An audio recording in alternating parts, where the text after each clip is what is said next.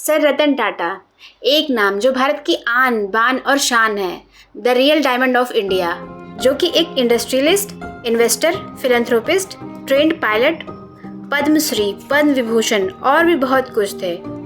यहाँ तक यूके ने तो इनको सर का टाइटल दिया था, जिसे ऑनरेबल नाइट कहते हैं। इसलिए इस वीडियो में हम इनको सर से संबोधित करेंगे।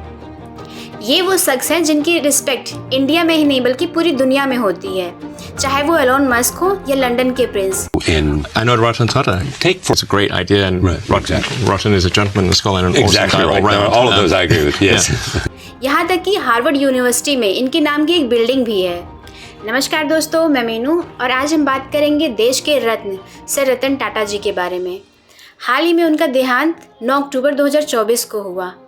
इस वीडियो के द्वारा हम उनको अपनी श्रद्धांजलि अर्पित करते हैं। Take the stones people throw at you and use them to build a monument.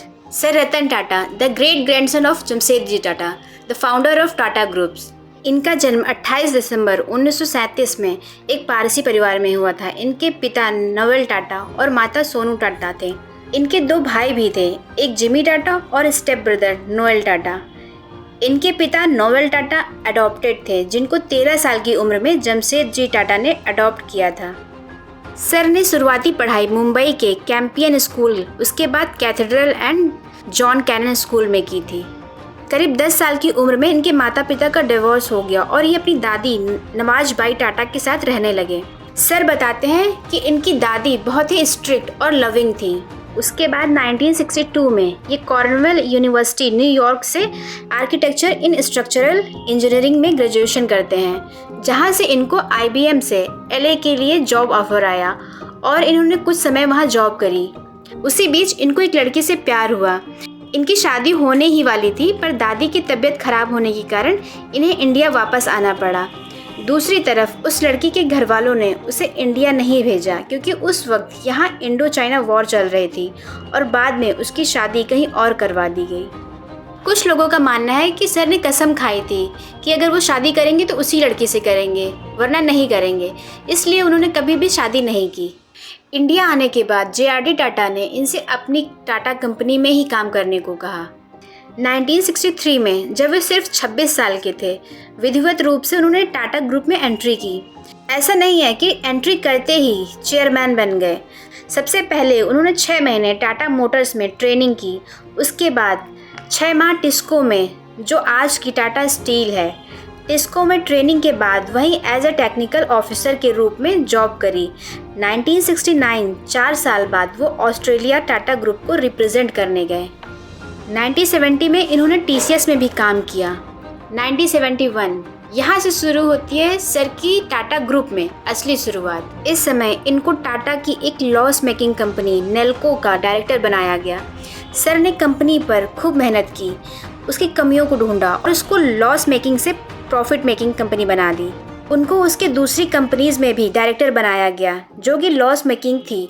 एक बार एक इंटरव्यू में सर रतन टाटा ने बताया था कि उनको स्टार्टिंग में सारी लॉस मेकिंग कंपनी दी गई थी। उन्होंने लॉस मेकिंग कंपनीज को ट्रांसफॉर्म किया और प्रॉफिट में लेकर आए। JRD टाटा को ये दिख गया कि उनके अंदर कुछ खास बात है, इसलिए उन्होंने उनको टाटा सन्स का डायरेक्टर बना दिया। 1975 में इन्होंने हार्वर्ड यूनिवर्सिटी से एडवांस मैनेजमेंट प्रोग्राम का कोर्स किया। 1981 में बने टाटा इंडस्ट्रीज़ के डायरेक्टर, जिसमें रतन सर ने कमाल का काम किया। इन्होंने planning, future technologies, new business sector का थिंक टैंक की यूनिट बनाई। 1983 में देश का नमक टाटा नमक इन्होंने लॉन्च किया। 1986 में कुछ समय के लिए एयर इंडिया के चेयरमैन भी बने। फाइनली 25 मार्च 1991 में इनको ऑफिशियली टाटा ग्रुप का चेयरमैन बनाया गया। ये वही समय था जब देश में LPG यानी लिबरलाइजेशन आया। देश की इकोनॉमी क्लोज से ओपन हुई। इनके चेयरमैन बनने के समय कंपनी में कुछ लोग ऐसे भी थे जिन्होंने इसका विरोध किया। उनका मानना था कि कंपनी में उनसे ज़्यादा एक्सपीरियंस लोग हैं चेयरमैन सीट के लिए। सर रतन टाटा ने इस समस्या को अच्छे से हैंडल किया और टाटा ग्रुप की सारी सब्सिडरीज को यूनाइट कर उन पर पूरी तरह अपना कंट्रोल किया। इंडिया के लिबरलाइजेशन होने के बाद दुनिया भर की कंपनीज इंडिया आ रही थी और सर टाटा ग्रुप को ग्लोबली लेके जा रहे थे। इसकी शुरुआत उन्होंने 2000 में एक ब्रिटिश ब्रांड टेटली को 12 बिलियन में खरीद के किया, जिसे पूरे भारत और दुनिया में तहलका मच गया कि एक इंडियन कंपनी ने ब्रिटिश कंपनी खरीद ली। उसके बाद यूरोप की कोरस, फोर्ड की जगुआर, लैंड रोवर, ऐसी बहुत सी कंपनियां हैं जो सर रतन टाटा के पीरियड में एक्वायर की गई। एक चीज़ नोटिस करिएगा, जब रतन सर चेयरमैन बने उस समय टाटा ग्रुप में 95 कंपनीज थी, जो कि आज 130 से ज़्यादा हैं और 150 से ज़्यादा देशों में काम करती हैं। उनके टेन्योर में कंपनी का रेवेन्यू 40 गुना और प्रॉफिट 50 गुना बढ़ा और आज टाटा ग्रुप की मार्केट कैपिटल 3 लाख करोड़ से भी ज़्यादा है। इनमें से सिर्फ टीसीएस का मार्केट कैपिटल पाकिस्तान के स्टॉक एक्सचेंज से ज़्यादा है। आज सिर्फ टीसीएस इंडिया की सेकेंड लार्जेस्ट एम्प्लॉयर है आफ्टर रेलवेज। आज टाटा इंडियंस की रग रग में है, चाहे वो सुबह की टाटा टी हो या रात का टाटा नमक। ये सब पॉसिबल हो पाया है सिर्फ रतन सर के होने से। ऐसी बहुत सी चीज़ें हैं जो हम किसी और वीडियो में शेयर करेंगे, जैसे तनिष्क कैसे आई, टाटा का इंडिका से लैंड रोवर तक का सफ़र। तो चलिए आगे बढ़ते हैं। सर ने सिर्फ कंपनी को ही नहीं आगे बढ़ाया, ये देश को लेकर चलते थे। नैनो की कहानी तो आपने सुनी होगी। इन्होंने सोशल वेलफेयर के लिए भी बहुत कुछ किया। ताज होटल में जब हमला हुआ तो उस अटैक से अफेक्टेड लोगों को तुरंत ही हेल्प किया, चाहे वो उनकी कंपनी के थे या नहीं। टाटा सन्स हर साल करोड़ों रुपए सोशल वेलफेयर में यूज़ करती है। कोरोना हो, देश पर संकट आया हो, टाटा हमेशा संकट मोचन बन के रहा है। 2012 में उन्होंने कंपनी के चेयरमैनशिप से इस्तीफा दिया था। उसके बाद कंपनी को संभालने के लिए 2016-17 में 1 साल के लिए उन्होंने फिर से काम किया। उसके बाद से सर रिटायरमेंट की ज़िंदगी जी रहे थे। वैसे तो इनकी बहुत सारी कहानियाँ हैं, इनके नेक दरिया दिल होने की, जो कि एक वीडियो में आ पाना असंभव है। चलते चलते एक किस्सा सुनाते हैं उनकी ज़िंदगी का। एक बार लंदन के प्रिंस इनको लाइफ टाइम अचीवमेंट अवार्ड से सम्मानित करने के लिए बुलाते हैं, पर वो वहाँ सिर्फ इसलिए नहीं गए क्योंकि इनके डॉग की तबीयत खराब थी।